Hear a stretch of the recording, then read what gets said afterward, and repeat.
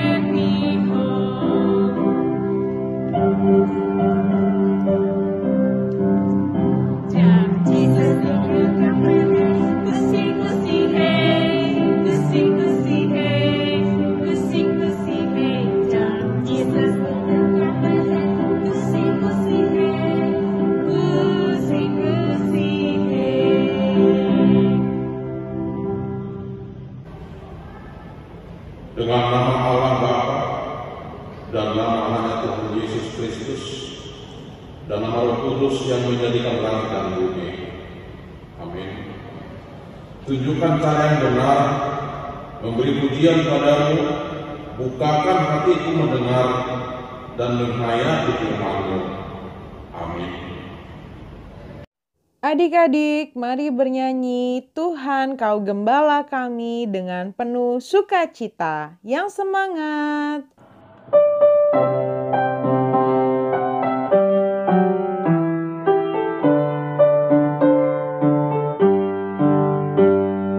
Tuhan Kau Gembala kami, tuntun kami domba-Mu.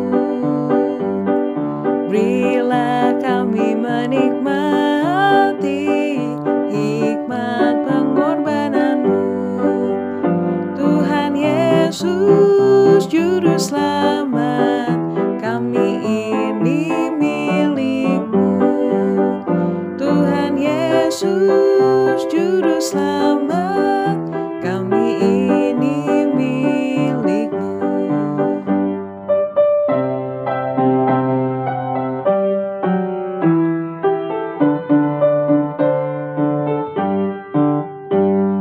Janji-Mu Kau terima kami, walau hina bercela. Yang berdosa Kau sucikan, Kau bebaskan yang lemah. Tuhan Yesus Juru Selamat, kami ini milik-Mu. Tuhan Yesus Juru Selamat, kami ini milik-Mu.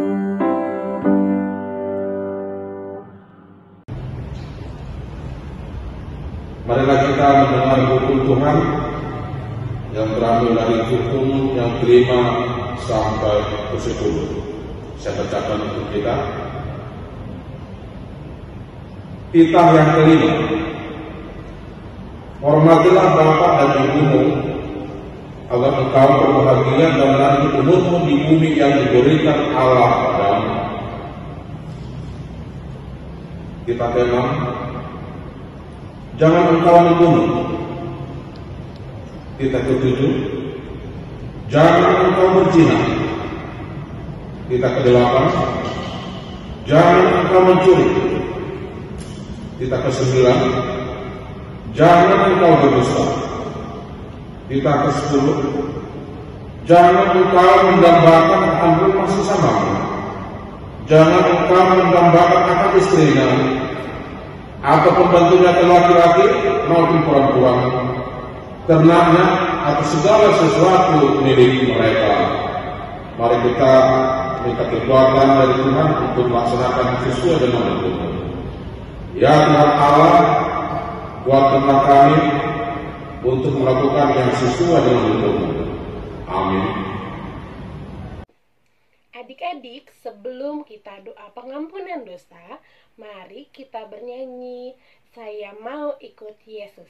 Adik-adik, mari kita bernyanyi bersama-sama. Yang semangat ya.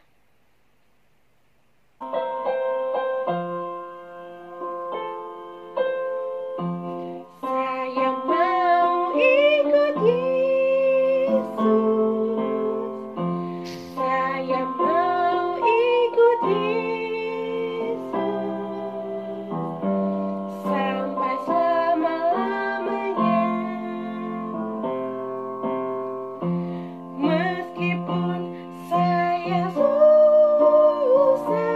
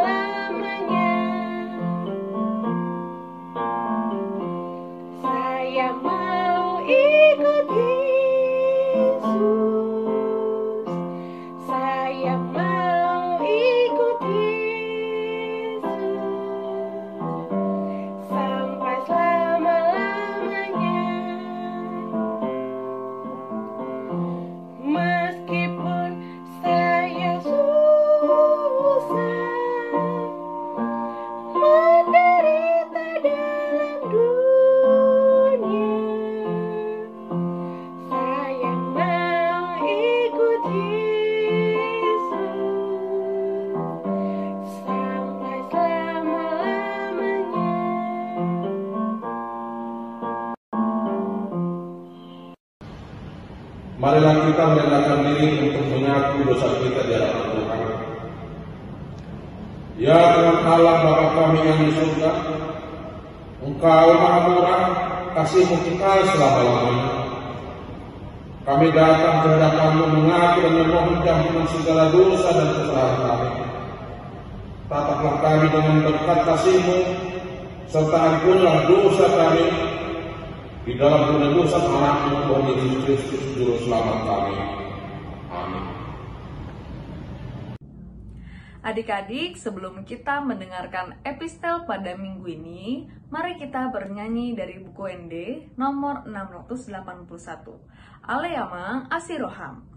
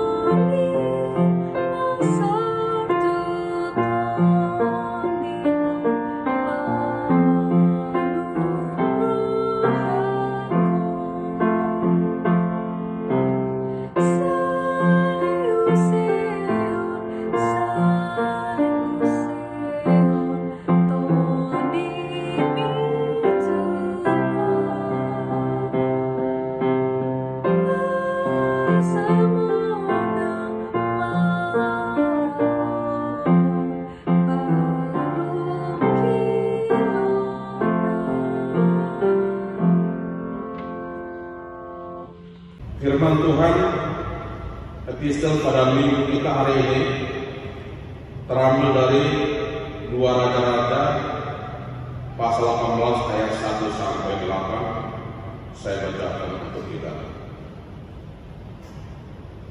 Hizkia Raja Yehuda. Maka dalam tahun ketiga zaman Hosea bin Ela Raja Israel, Hizkia anak Ahaz Raja Yehuda menjadi raja. Ia berumur 25 tahun pada waktu ia menjadi raja, dan 29 tahun lamanya ia memerintah di Yerusalem. Nama ibunya ialah Abi, anak Zakaria. Ia melakukan apa yang benar di mata Tuhan, tepat seperti yang dilakukan Daud bapa leluhurnya.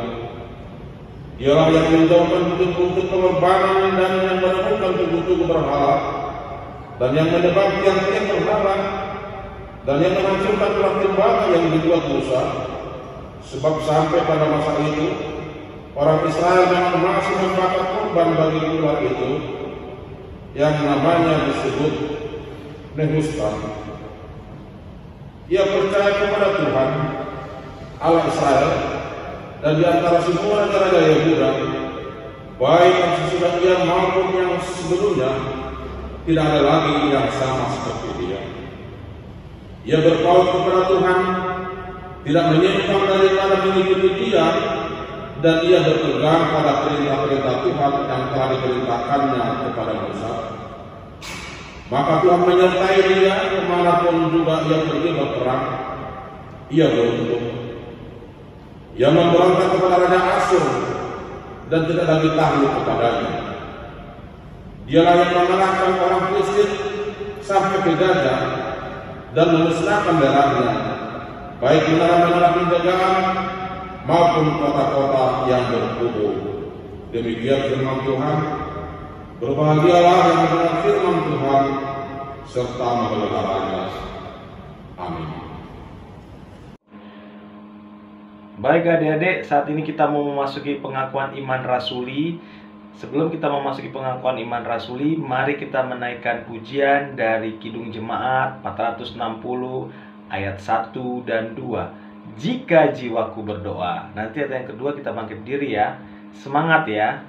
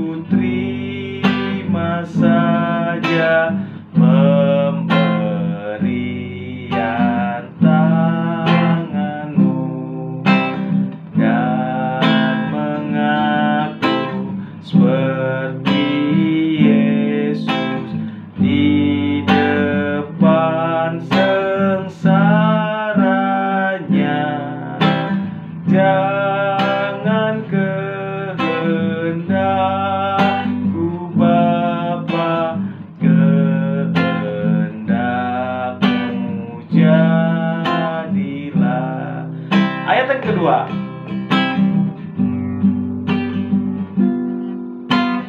Apa juga yang kau timbang baik untuk hidupku, biar aku pun setuju dengan maksud hikmatmu, menghayati dan percaya walau hatiku lemah.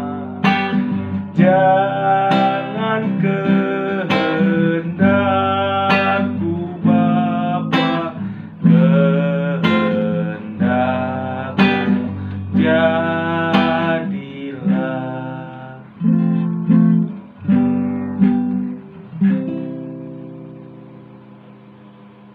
Marilah kita bersama-sama mengaku iman kepercayaan kita.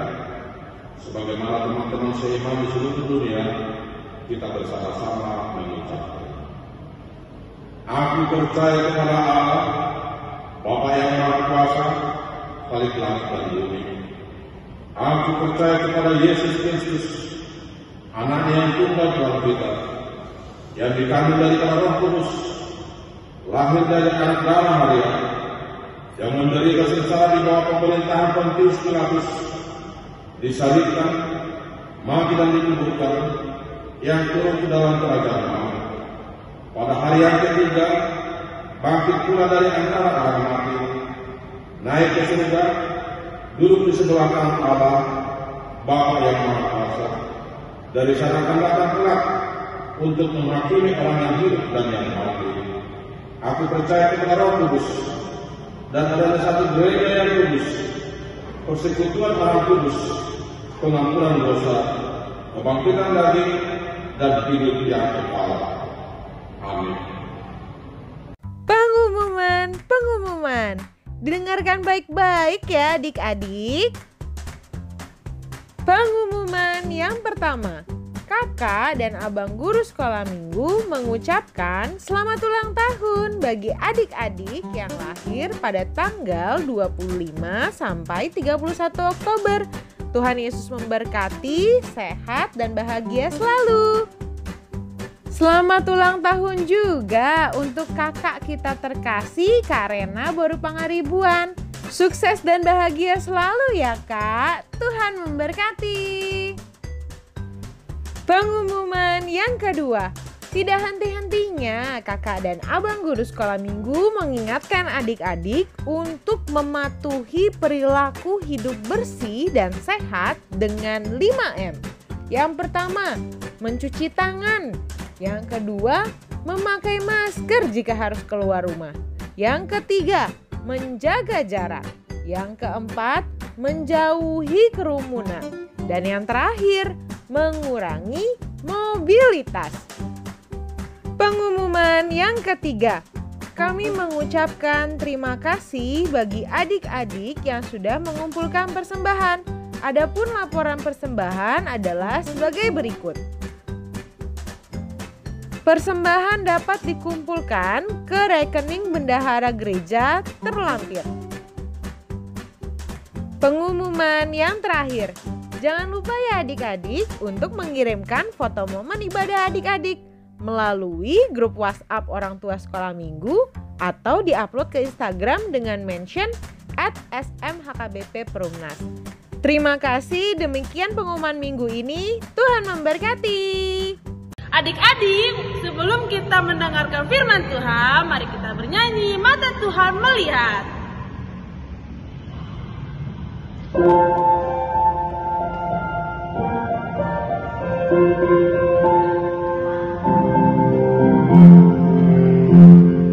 Mata Tuhan melihat apa yang kita perbuat, apa yang baik, apa yang jahat.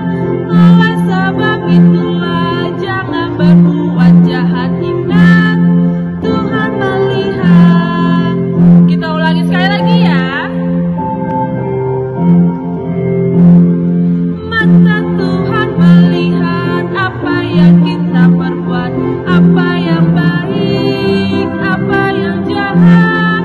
Oleh sebab itulah jangan berbuat jahat. Ingat, Tuhan melihat.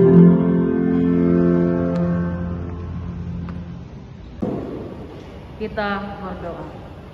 Terima kasih Tuhan, pada hari ini, di pagi ini kami boleh kembali menyapa Engkau melalui ibadah ini. Kiranya Tuhan senantiasa menerima segala lagu pujian yang telah kami perdengarkan, supaya itu menyenangkan hati-Mu. Saat ini kami akan mendengarkan firman-Mu. Kiranya Tuhan membukakan hati dan pikiran kami, memberi kami pengetahuan dan hikmat, supaya kami dapat memahami firman yang akan disampaikan bagi kami. Dalam Kristus Yesus kami berdoa. Amin. Shalom adik-adik, selamat hari Minggu. Apa kabarnya hari ini? Pasti semuanya sehat ya? Oke, saat ini kita akan mendengarkan firman Tuhan. Tapi sebelumnya, Alkitabnya sudah ada di tangannya? Sudah ya? Iya, duduk yang rapi, Alkitabnya dibuka, lalu kemudian pandangannya ke depan mendengarkan firman Tuhan. Lalu coba disingkapkan rambutnya dulu semua ya, supaya nanti ketika mendengarkan firman Tuhan bisa lebih jelas. Nah, hari ini firman Tuhan untuk kita tertulis dalam Kisah Para Rasul 5, dimulai dari ayat pertama sampai dengan ayat ke-11. Kisah Para Rasul 5 dimulai dari ayat 1 sampai dengan ayat yang ke-11. Mari dengarkan bersama-sama, Inang bacakan untuk kita. Beginilah firman Tuhan.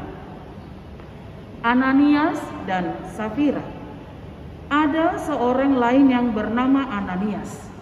Ia beserta istrinya Safira menjual sebidang tanah.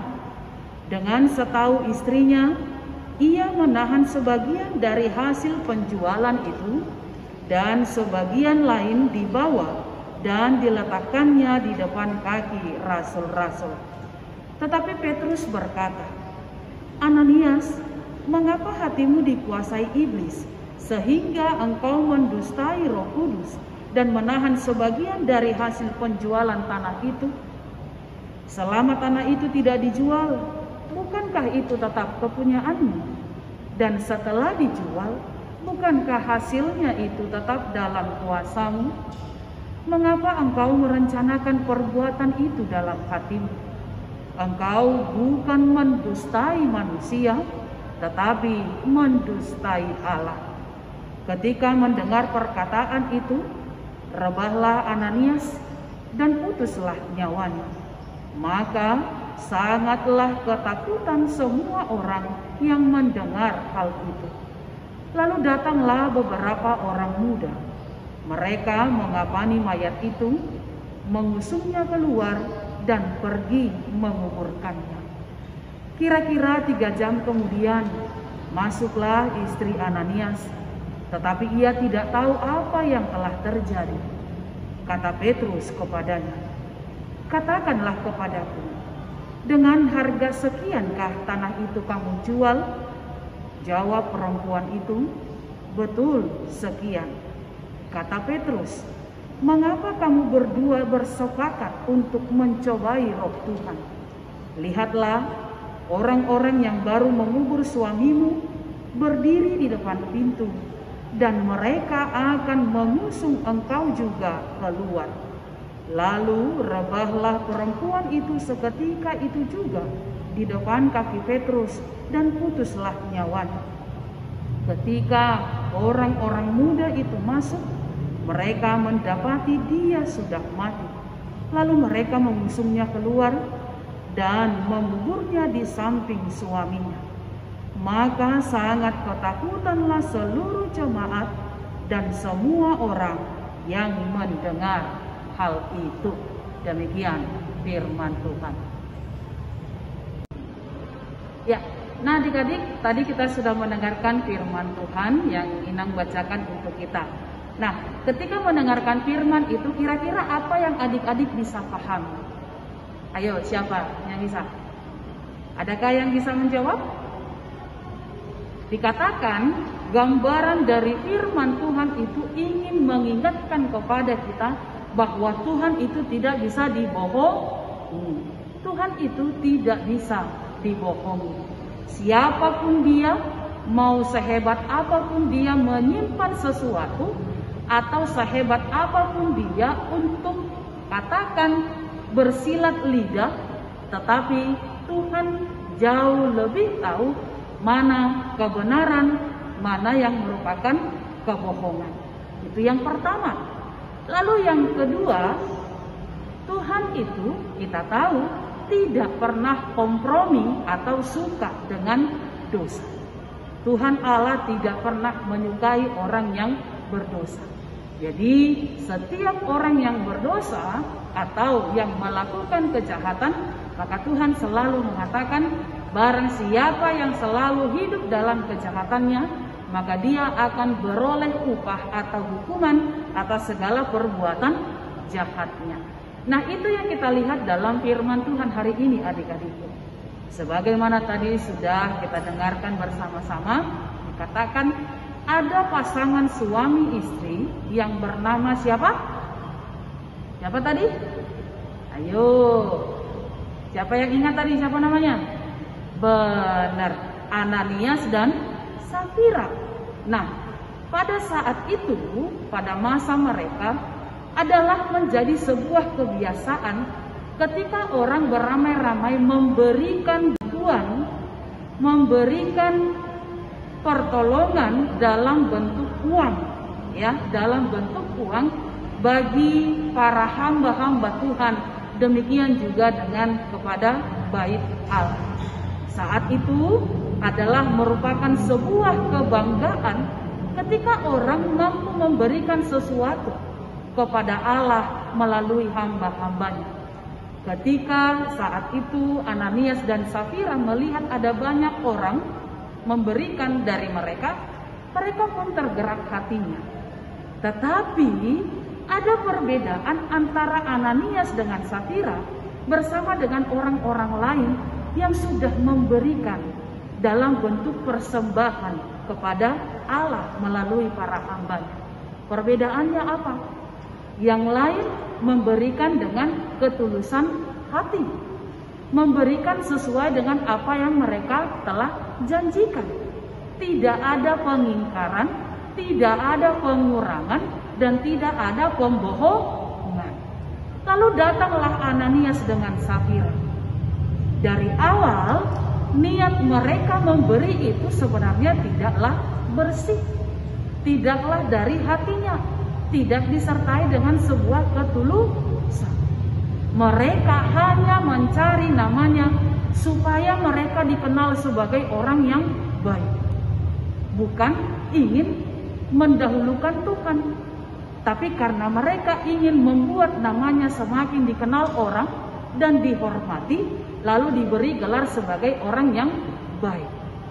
Mereka lupa bahwa niat yang tidak baik itu sesungguhnya Tuhan sudah lebih dahulu tahu.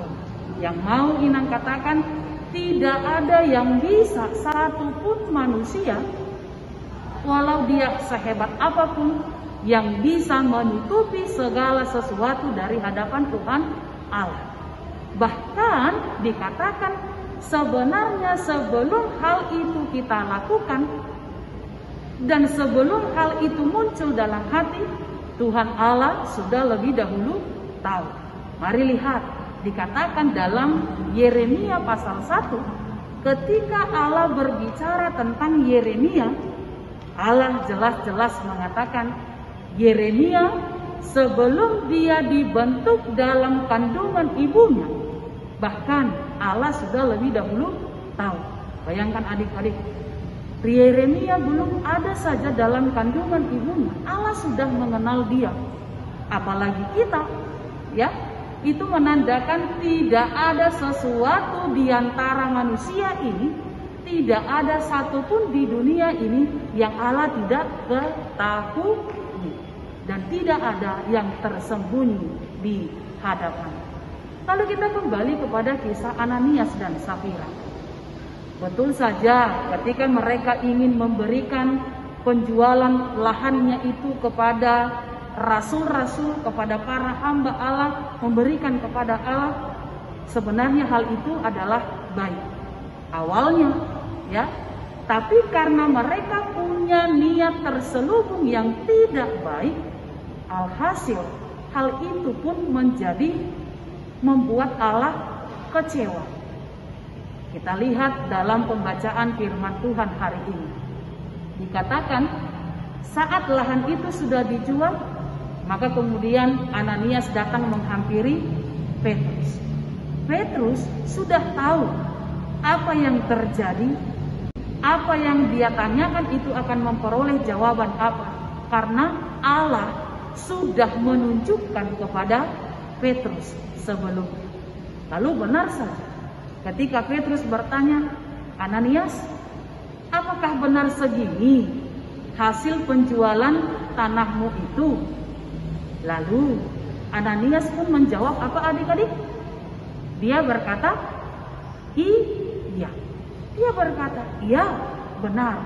Memang sekian. Memang seperti itu. Memang itu jumlahnya hasil dari penjualan lahanku itu, katanya. Karena Petrus sudah tahu bahwa dia berbohong, Allah sudah menunjukkan kepada Petrus kebohongan Ananias itu sebelumnya, maka Petrus pun mengatakan, Ananias, mengapakah engkau mesti berbohong? Kenapa engkau tidak berkata jujur saja? Bilang saja sebenarnya memang tidak sekian. Aku mengambil untuk kepentingan diriku, hanya sekian yang bisa aku beri. Allah tidak akan pernah marah kalau saja Ananias berkata apa adanya. Tapi karena dia berbohong, mengatakan iya memang benar hanya segitu, maka Allah pun memberikan hukuman. Dengan cara apa? Allah memberi hukuman dengan mengambil nyawanya. Ternyata hal itu ingin memperlihatkan Allah itu juga tidak pernah suka dengan namanya ketidakjujuran atau kebohongan. Lalu kemudian datang istrinya Safira.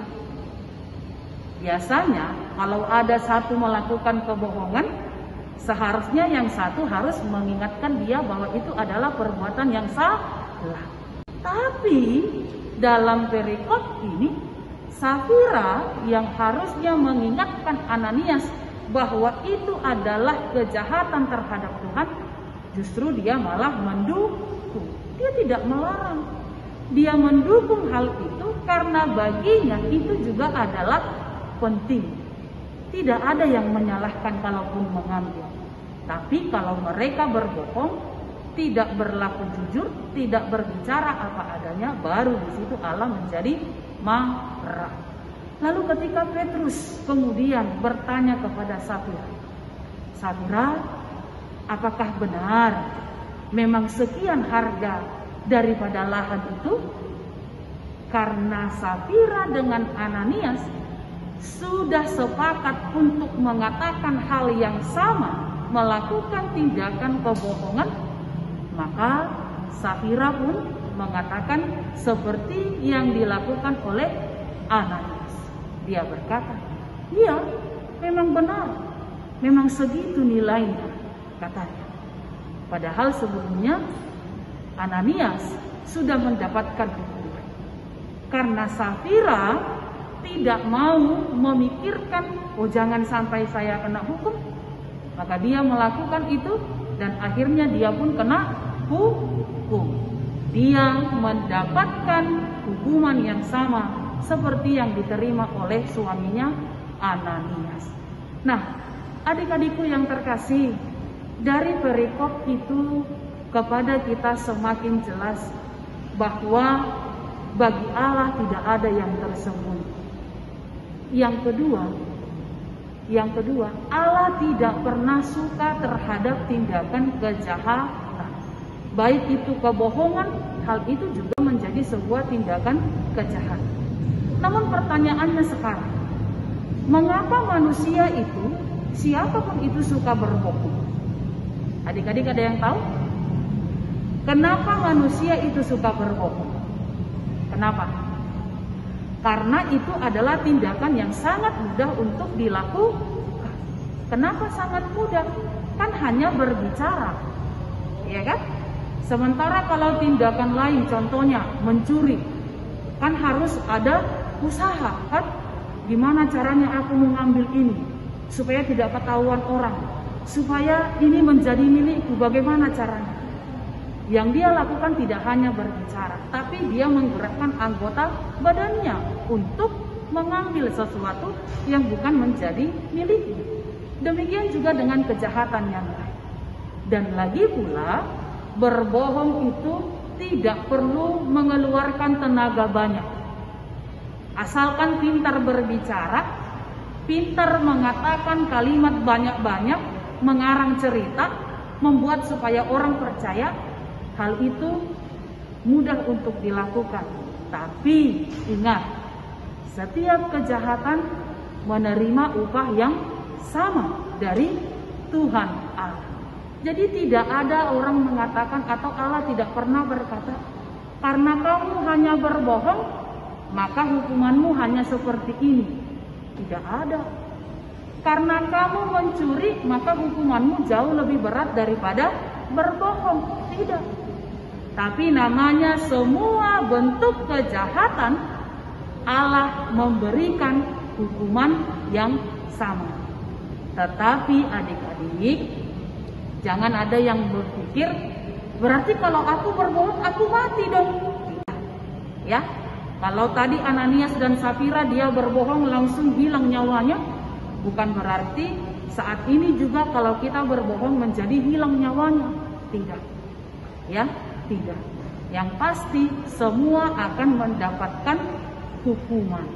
Ya, yang pasti semua tindakan kejahatan akan selalu mendapatkan hukuman. Maka hari ini melalui firman Tuhan, kita semua diajak, diingatkan, jangan pernah berkata bohong terhadap siapapun. Sebagaimana yang dikatakan dalam firman Tuhan Matius 5 ayat 37. Jika ya, hendaklah kamu katakan iya. Jika tidak, hendaklah kamu katakan tidak. Apa yang lebih daripada itu berasal dari si jahat. Sekali lagi ya, Matius 5 ayat 37. Jika ya, hendaklah kamu katakan ya. Jika tidak, hendaklah kamu katakan tidak. Apa yang lebih daripada itu berasal dari si jahat. Nah, adik-adik, Allah selalu menyukai orang-orang yang berkata jujur. Allah tidak pernah senang dengan anak-anak yang suka berbohong. Nah, selain Allah, siapapun di sekitar kita sangat menyukai orang-orang yang selalu berkata jujur, menjawab apa adanya, tidak mengurangi dan tidak menambah-nambahi, apalagi mengarang. Ya, coba kalau misalnya adik-adik ketika ditanya mama papa lalu adik-adik berbohong, bagaimana respon mama papa di rumah? Pasti marah kan? Pasti kecewa kan? Pasti nggak suka kan? Selain itu mereka akan mengatakan, oh pantang itu, nggak boleh bohong ya, harus berkata jujur. Nah, balikkan, ketika adik-adik berkata jujur kepada mama papa saat dijawab, bagaimana respon mama papa di rumah? Senang kan? Pasti akan tersenyum kan? Oh, Ina nggak bisa tunjukkan senyum gimana ya karena pakai masker ya. Tapi adik-adik pasti tahu bagaimana tersenyum, ya. Pasti mama papa di rumah akan mengatakan, iya, baik sekali, pinter. Nah, kalau ditanya harus jawabnya jujur. Itu yang selalu diajarkan. Baik mama papa di rumah, baik bapak ibu guru di sekolah, baik kakak abang di sekolah minggu, juga dengan amang inang pendeta, amang inang situa. Pokoknya semua orang selalu senang dengan anak-anak yang selalu berkata jujur. Tidak hanya anak-anak, tapi juga orang dewasa. Dalam arti semua orang yang berkata jujur sangat disenangi oleh Tuhan Allah dan juga orang-orang di sekitarnya. Nah, adik-adik, itu menjadi tugas adik-adik, ya. Itu menjadi PR adik-adik, mau di rumah, mau dalam lingkungan tempat tinggal, mau juga di sekolah, mau juga itu di gereja, ya. Adalah tugas setiap orang-orang percaya, tugas setiap anak-anak Tuhan untuk selalu berkata J-U-R. Apa itu? Jujur, ya. Nah, ingatkan lagunya, bohong, bohong, bohong, itu dosa. Bohong, bohong, bohong, itu dosa. Bohong, bohong, bohong, itu dosa. Anak Tuhan gak boleh pintar. Nah, adik-adik, Inang berharap, abang kakak guru sekolah minggu berharap, semuanya kita selalu berharap adik-adik itu senantiasa berkata jujur, berkata apa adanya. Karena Tuhan Allah sangat suka terhadap anak-anak yang selalu melakukan hal-hal yang baik di hadapannya. Amin. Shalom teman-teman. Ayat hafalan kita minggu ini diambil dari Amsal 15 ayat 3. Amsal 15 ayat 3. Mata Tuhan ada di segala tempat, mengawasi orang jahat dan orang baik. Kita ulangi ya. Amsal 15 ayat 3. Mata Tuhan ada di segala tempat, mengawasi orang jahat dan orang baik. Shalom. Kita berdoa. Terima kasih Tuhan, kami sudah mendengarkan firman-Mu yang mengingatkan kami untuk selalu berkata jujur, mengatakan apa adanya. Biarlah Tuhan senantiasa memberi kami kemampuan untuk melakukannya. Beri kami hikmat dan ketaatan untuk senantiasa juga melakukan kesukaan di hadapan-Mu. Tuhan Yesus, kami juga berdoa buat mama papa kami, supaya Engkau memberi mereka kesehatan dan juga memberikan mereka kekuatan, juga hikmat dan sukacita, supaya mau memberi pendidikan yang terbaik bagi kami. Pendidikan menjadi anak-anak Tuhan, mendidik sebagai murid-murid pelajar yang memiliki pengetahuan yang baik, yang mampu untuk melakukannya dalam kehidupan setiap hari. Kiranya Tuhan boleh memakai kami menjadi alat dalam kerajaan-Mu, supaya sekitar kami, keluarga kami, dan kehidupan kami senantiasa menyukakan hati-Mu.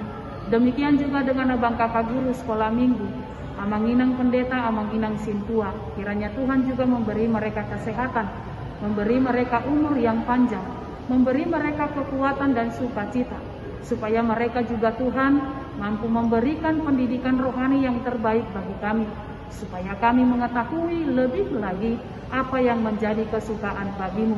Dalam sekolah kami beri Tuhan kepintaran, supaya kami senantiasa tumbuh menjadi orang-orang anak-anak yang menyenangkan hati orang tua kami, hati orang di sekitar, terutama hati-Mu. Terima kasih Tuhan, kiranya ibadah ini menyenangkan hati-Mu selalu.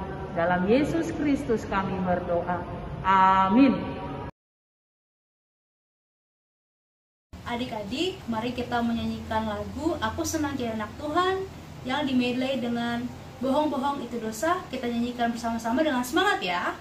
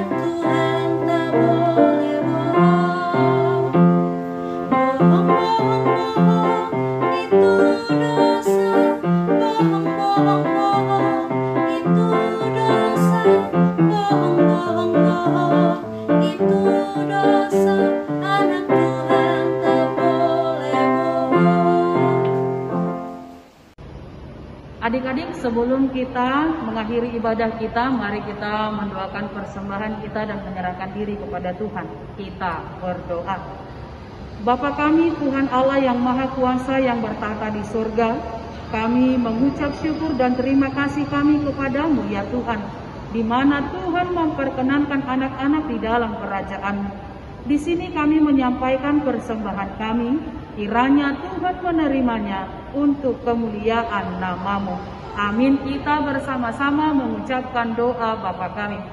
Bapa kami yang di sorga, dikuduskanlah nama-Mu, datanglah kerajaan-Mu, jadilah kehendak-Mu di bumi seperti di sorga. Berilah kami pada hari ini makanan kami yang secukupnya, dan ampunilah akan kesalahan kami, seperti kami mengampuni orang yang bersalah kepada kami. Dan janganlah membawa kami ke dalam percobaan, tetapi lepaskanlah kami daripada yang jahat, karena Engkau yang mempunyai kerajaan dan kekuasaan dan kemuliaan sampai selama-lamanya. Amin. Kiranya Tuhan Allah memberkati kamu dan memelihara kamu. Kiranya Tuhan menerangi kamu dengan wajah-Nya dan dikasihankannya lah kamu. Kiranya Tuhan menampakkan wajah-Nya kepada kamu dan mengaruniai kamu dengan damai sejahtera. Amin.